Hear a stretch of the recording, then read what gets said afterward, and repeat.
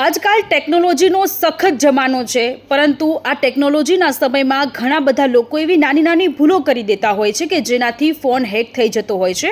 તો આ વિડીયોમાં હું આ જ બાબતને લઈને આપની સાથે વાત કરવાની છું. જો તમે લોકો પણ ઈચ્છો છો કે કોઈ હેકર તમારા સ્માર્ટફોનને ટચ પણ ન કરી શકે, તો તમારે ઘણી બધી મહત્વપૂર્ણ બાબતો છે કે જેને ધ્યાનમાં રાખવી જોઈએ, જેનાથી મોબાઈલ્સને હેકર્સ અડી પણ નથી શકતા, સુરક્ષિત રાખી શકો છો.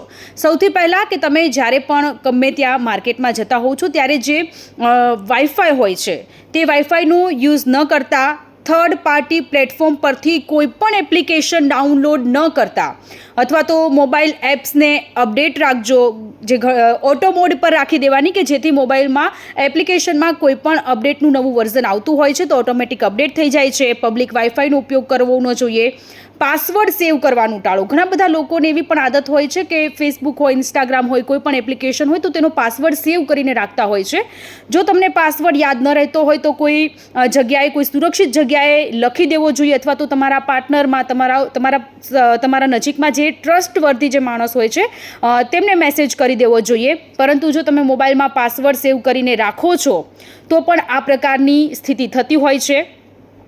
પાસવર્ડ, સોશિયલ મીડિયા અકાઉન્ટનો પાસવર્ડ, બેન્કિંગ એપનો પાસવર્ડ, કે જે પાસવર્ડ યાદ રાખવા મુશ્કેલ હોય છે, બ્રાઉઝરમાં જે લોકો પાસવર્ડ સેવ કરીને રાખતા હોય છે એ પણ સુરક્ષિત નથી.